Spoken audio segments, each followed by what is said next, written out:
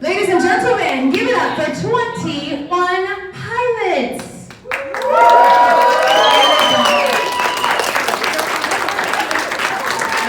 Don't forget, 21 times. Keep going, keep going. Did you smell that? Keep going.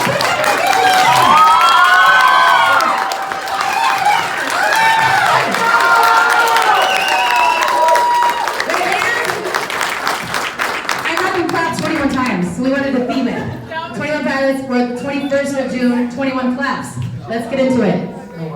Thank you guys very much for taking time before the show to do this, because you've got some super fans right here. My name is Theresa, you know that, from 94.5 The Buzz. So are you guys ready to get into these questions? Clara Casey. Settle down, guys. Clara, I'm going to come around this way. Clara Casey has the first question, and they're very nervous, by the way, so I've been sitting here, giving them some good therapy. What's your question? At what age did you decide to make music your life? Have you decided yet? Yeah, no. Probably 32. Wait, how old are you? Josh's mic's not working that well. Maybe it's... There it is. Yeah, that happens a lot. I guess everyone just assumes that you're going to do all All the talking. Which That mic's just a prop. yeah. I probably wasn't for the rest of my life. I think I always, for a while, maybe since I was 15 or 16, I knew that music was going to be important to me, but I kind of feel like everyone feels that way to an extent. But as far as being my life, I mean, we were already in a band before we knew it was going to be our life. Yeah. But there wasn't a specific day where I called him up and I told him that, hey, we can quit our jobs now. Yeah, That was a big day. That was when this became like our sole way of making money. That was a big deal for us. I think that before that we had both been pretty obsessed with music though, and kind of performing and creating it, and so I guess it could have been before that, but yeah, we were probably 22. And that happened when we quit our jobs to go on the old road. The old road. Did it feel good to pay your bills off at 22 and have no debt? To take all that money? Yes, it did. Yes, it did. Yeah. All right, next. You didn't really have much debt, did you? You didn't go to... I didn't have I didn't go to school or anything, so You didn't drink the Kool-Aid. Drink the Kool-Aid. Next question is Karen Gaskell's, but her daughter Kayla is going to ask it. Are you ready, Kayla? Stand up. Go ahead, stand up. Come on. Own this moment. Own this moment. You got it. When you're not on tour making music, what is your favorite pastime? It's a good question. yeah.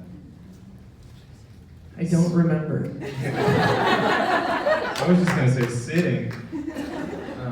Just sitting, Just sitting. pass the time. Yeah. It works. Yeah. Being at your own place can be nice. I mean, I remember when we were really starting to be on the road a whole lot. It was a weird thing, and then I would get home and I wouldn't really do much, and I felt kind of weird or bad about that. And then a friend was like, "Well, you're kind of just spending all of your weekends at once."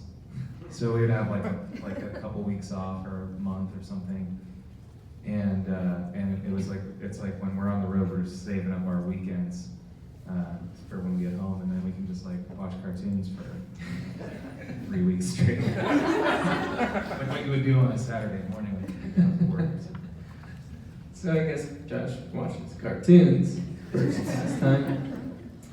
Man, it's beautiful out. It reminds me that I do enjoy being outside in the sun. When you're from Ohio, like we are, there's very specific months that you can enjoy being outside. And so if my free time falls inside of that time, I usually like to try to get outside at some point. All right, next question. Lauren Brabson. All right, Lauren, don't be nervous. We've all talked about this. What's your question? I enjoyed your boot math collaboration. Y'all plan to do anything else like that, or with anybody else? Oh, I have no plans so far, but we did enjoy. We got into a studio and got some video equipment and just let them have at our songs with us, and it was a lot of fun. It turned out to be one of our favorite projects. Probably one of the only videos that I watched of ours on YouTube more than once, where I'll go back and be like, oh, I remember that. But I love watching that. So if I show someone, you know how YouTube learns everything about you, right? And then you want to show someone something either on your laptop or on your phone on YouTube. They see kind of like all your suggested things and immediately judge you. And I'm usually not too embarrassed by it. It's usually like some video game thing or some guy learning how to build a hut out of mud, which is actually kind of cool. And then there's that one video, it's like, hey Tyler, do you want to watch yourself again? I always try to scroll past that one as quickly as I can. All right, let's go to the next question. Ismail, are you ready for your question? Yeah. All right. First, hi guys. What's up? What was the runner-up name for your band? Runner-up. I don't think there was an immediate runner-up, but there were some other ideas that were. I found that any idea that I had, I was living at home with my parents when I was kicking around the idea of starting a band, which most people thinking about starting a band are usually living with their parents. And so every idea that I had, the only like people to run it by were my parents. And I don't know if that's a great litmus test for a band name. You know, because everything I came up with, my dad just made fun of purely. And I think that 21 Pilots, when I said that, it was so confusing to him that he didn't have something to make fun of right away. And I was like, there's something to that. My dad couldn't make fun of it, so we went with that one. I don't remember too many of the other. I think I don't know. I feel silly even saying them.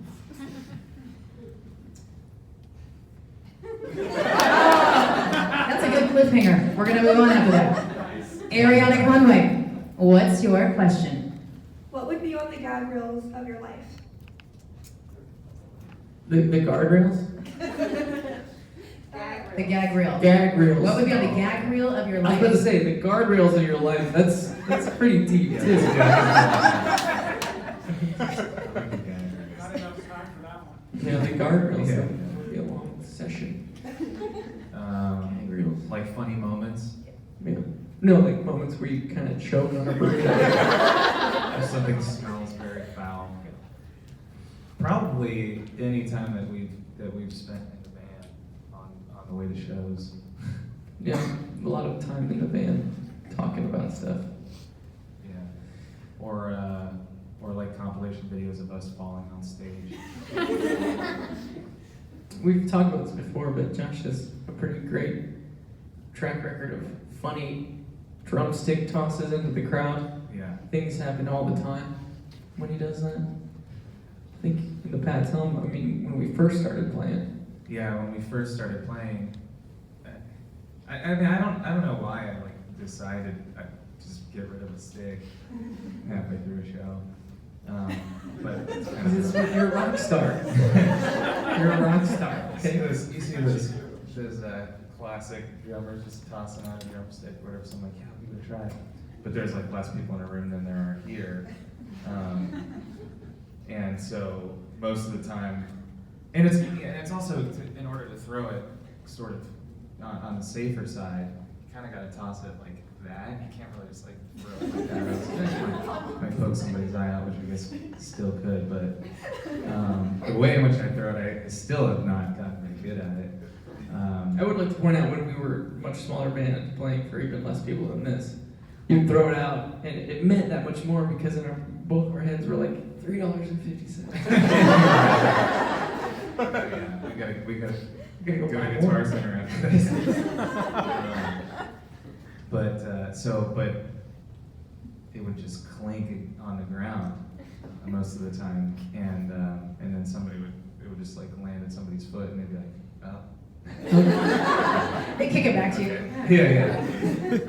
And there's been times where it's, there's like a lighting truss up above or something, and I'll kind of like throw it up and it'll like hit against that and just come right back. Come back on stage. That has happened before. And then, I mean, the first time that we were like playing in arenas, we were opening up for a band, and our parents were at a show, and we were finally in front of enough people to like legitimately throw out a stick and feel sort of cool. And I threw it, and it still landed on the ground. It rolled right up to my dad. So he just picked it up and was like, "Here you go." Someone. Like not cool at all. It wasn't cool. So I didn't really realize it until afterwards, and he told me the story, and I was just like, I'm never gonna get this right.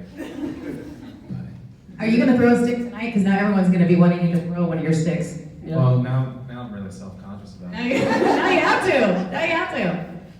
All right, let's go on to the next question. Because Anthony Roberts has a question, but his son, Littlefoot Longneck Pigeon Toe, is going to ask it. Of your music, what is your favorite song? See, with a name like that, I expected a better question. Right? Is it your last name Toe? All that is not mine. just my ears. Out of all of our songs, what's our favorite song? What's yours? Yes, isn't that hard? I like Jumpsuit. Okay, cool. Me too.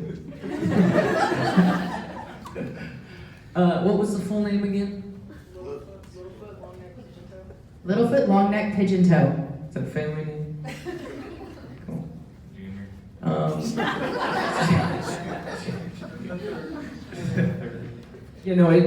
Our favorite song, it changes all the time.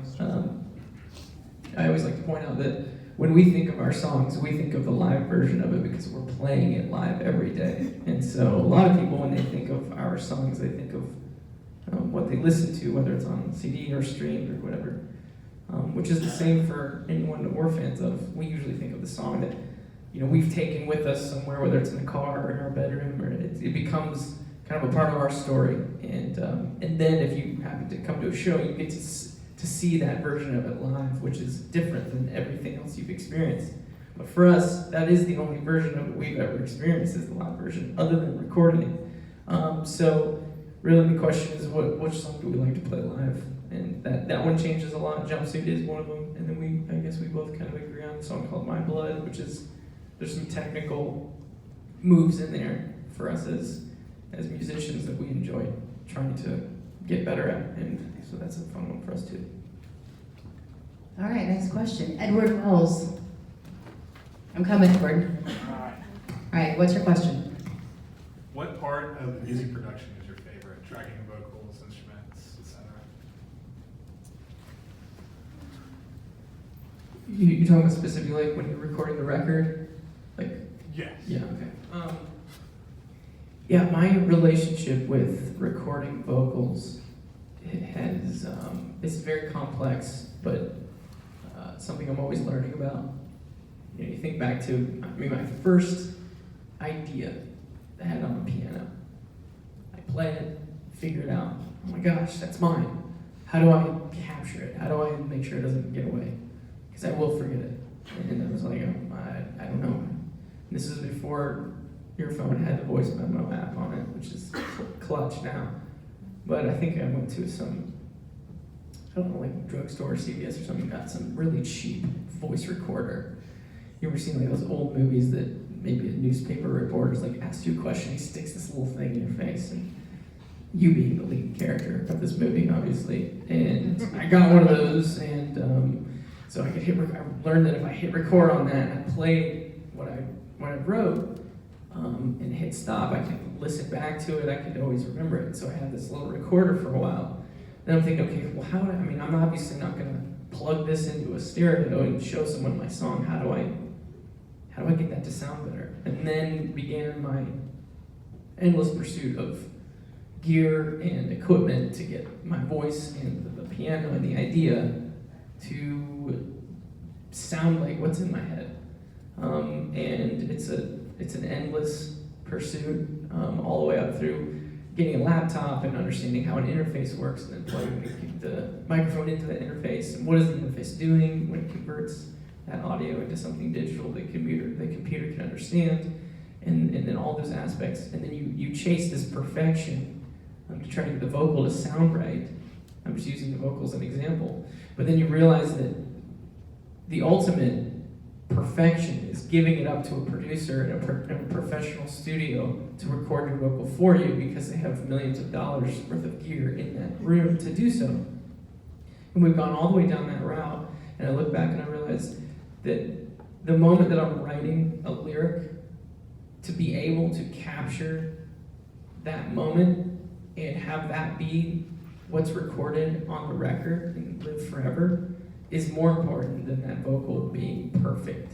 And so it just goes to show how complex the relationship is with recording a vocal for me. I've then realized, okay, it's not so much about the gear, it's not so much about getting that vocal to sound perfect, it's more about capturing the emotion in what I'm trying to say in that moment any way that I can. And it's my job to just get better and better at it, rather than looking for someone to help me get it right. And then kind of this last record we just released, I produced it, and it was a big leap without having another producer kind of overseeing all of, making sure that everything sounded right. And it was scary to do so, but I think that it was a step in the right direction to make sure that we were in total control of what we wanted the record to sound like. So I'd say probably the drums for me. All right, Brandon Webb. Brandon Webb. I have a certain. Hold on. Get your time on the microphone. Come on now, baby. We got to do this the right way.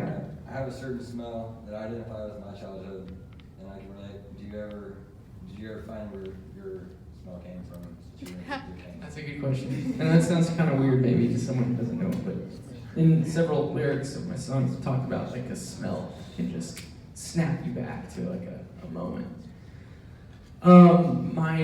My brother was actually visiting my grandparents' house in New Jersey a couple days ago, and he happened to just be passing through to get to whether, I don't know why he was there, but he sends me photos.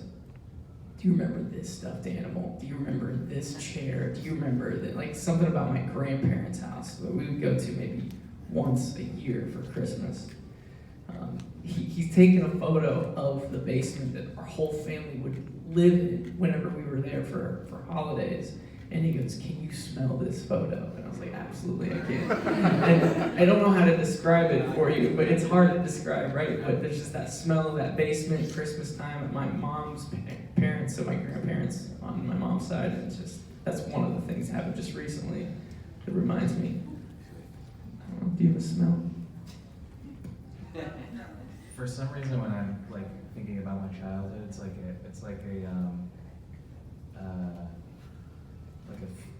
the fake root beer scent. It's not like actual root beer, but you know what I'm talking about? Yeah. It's like I don't really know what it's called, but I think I had a toy that like smelled like that or something, and that's sort of stuff. Like root beer and candy cigarettes? So Josh's childhood was filled with fake beer and fake cigarettes. Just trying to grow up. All right, next question is for Sheila Hutchins, who's horrifically nervous. Sheila, I'm gonna make you stand up. She didn't want to ask the question, and I said, you're gonna regret this if you don't take on the moment. So are you ready? Okay. I don't do public speaking, sorry. What would a world populated by clones of you two be like? That's a good one. Probably pretty sweet. Or horrible. Sheila, was it? Here's a question for you. How many people would need to leave until it no longer becomes public speaking and we're just talking to each other? Everyone but my daughter? Really? I don't, yeah. So you can't, like just 3 people? Oh, well, yeah, I mean. Okay, 4? It's just. See, we're moving. Scary. sharing happening? Yeah, but now that we're actually having a conversation, is it a little easier now? No. I was the same way for a really long time. I hated it, and I couldn't do it in school because it was crippling. So I feel it. I don't think you've ever really struggled with that. No, I think everyone, in a sense, struggles with that. There's a part of me that would rather play a show in front of 10,000 people than talk in front of you guys right now. But at the same time, I'd much rather have a microphone and be talking the whole time rather than sitting there waiting for my one question to say to a microphone. That's way worse. So, Yes. Feel better now? I do. All right, last question is for Brad Eller. Brad, stand up. He's the class clown of the whole day today. Hi. Hi. Greatest day in my son's life, so I appreciate you taking the time. Question. How much has your faith and religion influenced the lyrics of your songs? it's a good one. I think that we're so formed by the way that we were raised. Obviously, you're raising your son right now, and whether you like it or not, everything you're doing, he's, kind of taking a piece of. And it's not until I get older do I notice more and more how much we take from where we're from and how we were raised. I mean, I could feel it. Even the way I'm leaning on this table is the way that my dad would do it. He'd put his arm like this, and he'd probably hold the mic like this. Every day I feel it. And Josh and I talk about it all the time, that our dads, whether they meant to or not, they gave us so many things that whether we wanted them or not, we got. I guess that just kind of starts the conversation about religion and faith. And, both of my parents didn't grow up in a religious household at all. And they kind of came and accepted Christianity when they were around their college age, and that really changed their lives. And so when they got married and they wanted to raise a family, they committed to raising kids in a household that had those beliefs and those values. And so, as someone who was raised in a kind of a faith-based, I guess it's a weird phrase, but we went to church, read the Bible. That was just a part of growing up. I mean, that was as essential as cereal in the morning. I didn't know that it was different than the fact that, our family, we get together with this side of our family for this holiday. There's certain aspects of growing up that you think that everyone does until you get old enough, you look around and go, not everyone does it that way. And so as I got older, some of those questions about, wait, what do I believe? What's my faith in? What religion do I associate with? And realizing that I had a decision, I still have a decision, just like my parents did when they decided that they were going to raise us this way. And when I realized that decision was mine to make, it was kind of all happening at the same time that I, moving out of my parents' house and trying to go to college, and what do you want to be with your, do with your life, and what's your purpose, and this music thing is something I'm drawn to. And so inside of me wrestling with a lot of the things that I think all of us wrestle with at a certain point in our life, as we leave our family, leave our parents and move out and become our own person, I was also writing music for the first time. So you kind of got to watch me become who I was inside of some of these lyrics. And yes, a lot of those lyrics had to do with the way I was raised in my faith and my parents' faith and what we believe in Christianity and religion. And I think that those topics, even though they're kind of uncomfortable to talk about, are some of the biggest things that we should be talking about. What do you believe? Do you believe nothing? I mean, that's just as important as believing in something. I guess I'm sitting before you now, saying I haven't figured it out. I'm still writing music, just like I'm still trying to figure out those big questions. I will say that as I've come around, become a little bit more of an adult, a little bit more, I realized there was something to what my parents were teaching me that I think I want to take with me, and I want to believe in as well. And you kind of learn that your parents are right a lot. I don't know, there's a lot of combinations. parents and kids in here, but my parents had such a great intuition. I'm sorry, I'm talking a lot. Like who my friends were, like, you should probably not talk to him. I'm like, you're wrong. He's cool. He's fine. And then you realize they were right. He was an idiot.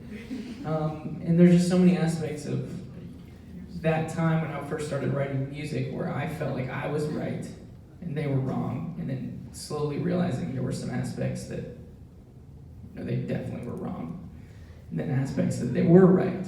And yeah, I don't know, I could talk forever about that, but yeah, faith and Christianity and the way that I was raised and belief in God and what happens after life, I mean, those are all things that you will find in my music. And I don't think that I'll ever get to a point where I'll say, hey, I figured it out. You guys come and try this. This is it. But I at least don't want to be too afraid to tell you that I'm trying to figure it out. And that's what music has been for me lyrically, is a place to have an outlet for those questions. All right. Thank you guys very much. Thank you guys very much. Give it up for 21 Pilots. Thank you guys for taking out the time. It was amazing. You had great questions too. Great questions. I think we're going to get ready to go take our photos. If you guys want to stay seated, we'll get ready to bring you this way.